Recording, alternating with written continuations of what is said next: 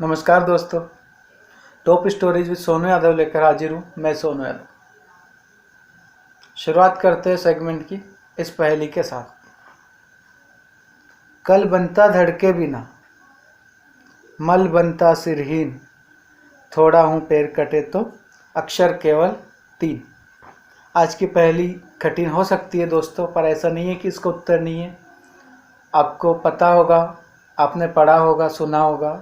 नहीं पढ़ा तो वीडियो के आखिरी में मैं ज़रूर इसका उत्तर दूंगा। शुरू करते हैं top stories with Sonu Yadav में से निकाला हुआ एक अनमोल हीरा या ये स्टोरी शुरू होती है एक लड़के से जिसका नाम है केशव। जी हाँ दोस्तों, लड़के का नाम केशव है और केशव बड़ा ही दुबला पतला है और बिना माँ बाप का है। सब लोग उसे पतलू पतलू कहकर चिढ़ाते। अब वो बड़ा परेशान, एक दिन कोई उसको चिढ़ा रहा था तो उसने उसको पीट दिया।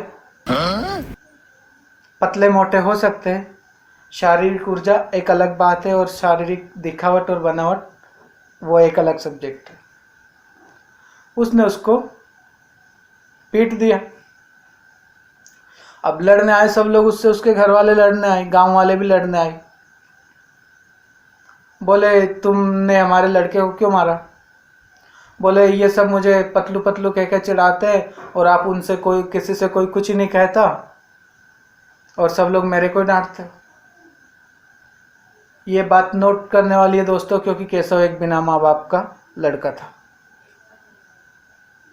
गांव वालों ने कहा अगर तुझे इस गांव में रहना है तो जो कुछ भी कोई भी कहेगा वो सब तुझे सुनना पड़ेगा। दिल भर आया उसका इस गांव से, नहीं रहना ऐसे गांव में, बड़ा अन्याय गांव में, ऐसे मेरे आगे पीछे रोने वाला कौन है। चला गया वो, जंगल में पहुंचा। गांव की सीमा पार की, लांगी जैसे ही तो एक बूढ़ा लकड़ियां काट रहा था। तो उसने कहा बाबा आप लकड़ियां काट रहे हो इस अवस्था में, आपके बच्चे कहाँ गए? बोले मेरा कोई लड़का नहीं है, ना ही कोई लड़की है, ना ही मेरे कोई आगे है ना पीछे है। तो ऐसा क्यों कहते हो? मैं हूं ना तुम्हारा, लाओ मैं आपकी लकड़ियां काट दूं। अरे बेटा तुम एक दिन काट दोगे, मेरा तो रोज का काम है। तो नहीं बाबा मैं रोज काट दिया करूंगा। तो तुम कौन हो, कहाँ से आए हो और मेरे पर ऐसी कृपा दृष्टि करने का कोई विशेष कारण? केशव बोला बाबा मैं बिन माँ बाप का लड़का हूँ, बचपन में ही अनाथ हो गया था, छोटी उम्र में। गांव वाले सब मुझे पतलू पतलू कह के चिढ़ाते, इसलिए मैंने वो गांव छोड़ दिया। तो आपको देख के जाने क्यों मुझे मेरे बाबा की याद आ रही है, तो इसलिए मैं रोज आपकी मदद करूंगा। बाबा ने कहा ये तो अच्छी बात है बेटा, मेरा भी कोई नहीं है, तो तुझे बाबा मिल गया, मुझे लड़का मिल गया। अब तो दोनों प्रेम से रहने लगे, साथ बैठते, सोते, उठते, खाते और काम पे आते। बाबा अपनी सलाह देता अनुभव से और केशव उसको रूपांतरित करता। फिर एक नया मोड़ लिया कहानी ने। एक दिन केशव के बाबा की मौत हो गई। कब तक सहारा देते, उम्र जो हो चली थी। केशव फिर से अनाथ हो गया। परिस्थितियां उसी की परीक्षा ज्यादा लेती है जो सामना कर सकता है या जिसमें टैलेंट है। घबराना नहीं परिस्थितियों से। अब तो केशव अकेला हो गया, ना रास्ता का पता मालूम, ना मंजिल मालूम। कहीं पे नौकरी मिल गई गाय चराने की, बोले रोज गाय चराना, सुबह शाम खाना मैं दे दूंगा। अब एक दिन चमत्कार हुआ, चलो ले चलते सपनों की दुनिया में दोस्तों।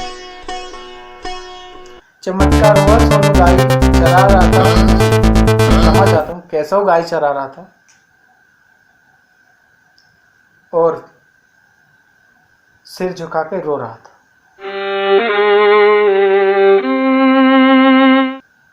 अचानक से वहां पर एक परी रानी प्रकट। जी हाँ दोस्त। उसने कहा, केशव इतने उदास उदास क्यों बैठे हो? केशव ने शुरू से तो अब तक की पूरी दास्तां बयां किया कि मैं उस गांव में रहता था, मुझे सब पतलू कहकर चिढ़ाते थे। मैंने एक दिन एक लड़के को पीट दिया, तब भी लोगों ने मुझे ही डांटा कि तुझे इस गांव में रहना है तो सब सहना पड़ेगा, नहीं तो हमारा गांव छोड़कर चला जा। फिर मुझे कैसे बाबा मिले, कैसे मैं बाबा का लड़का बन गया और वो मेरे बाबा बन गए। फिर मेरे बाबा चल बसे और कैसे मैं गाय चराने की नौकरी में आया। परी ने कहा, केशव तुमको उदास होने की जरूरत नहीं है। परी ने अपनी छड़ी घुमाई तो केशव हट्टा कट्टा हो गया दोस्तों। और परी ने कुछ शब्द कहे कि केशव तुम्हें चिंता करने की जरूरत नहीं है, कुछ ही समय में तुम्हारी किस्मत बदलने वाली है। दोस्तों, परी के कहे अनुसार घटनाएं घटित हुई। अचानक किसी के चीखने चिल्लाने की आवाज केशव ने सुनी। केशव दौड़ा, देखा एक लड़की को 4-5 लोगों ने पकड़ रखा है और उसे मारने की कोशिश कर रहे हैं। परी के आशीर्वाद से वो गया और उसने उन 4-5 को मार भगाया और उससे पूछा, आप कौन हो? उस लड़की ने कहा, मैं इस देश की राजकुमारी हूँ, मेरा कोई भी नहीं है आगे न पीछे। ये लोग मेरा राज्य हड़पना चाहते थे, इसलिए मुझे मार रहे थे। आज तो तुमने बचा लिया, मुझे जिन उम्र भर कौन बचाएगा। और मैं तुम्हारे सामने एक प्रस्ताव रखती हूँ, अगर तुम्हें पसंद आए तो मैं तुमसे शादी करना चाहती हूँ। केशव को परी की बात याद आ गई कि कुछ ही समय में तुम्हारा सितारा चमकने वाला है किस्मत का। उसने हाँ कर दी और अब तो केशव राजकुमार बन गया और राजकुमारी के राज्य का राजा भी बन गया। तो सपने सच हो गए। तो सपनों की दुनिया में जाकर कैसा लगा आपको? अच्छा लगा होगा। सभी सपने देखते बचपन में, जब तक की जिम्मेदारियां नहीं आती है। किसी किसी के सपने केशव के जैसे सच भी हो जाते हैं।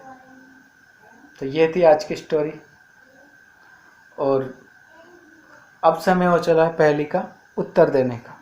पहेली थी हमारी, कल बनता धड़ के बिना। दोस्तों, पहेली ध्यान से सुनिए, क्योंकि हो सकता है पहले आपको कम समझ में आई हो।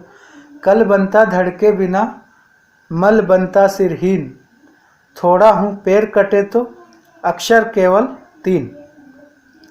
इस पहेली का उत्तर है दोस्तों कमल।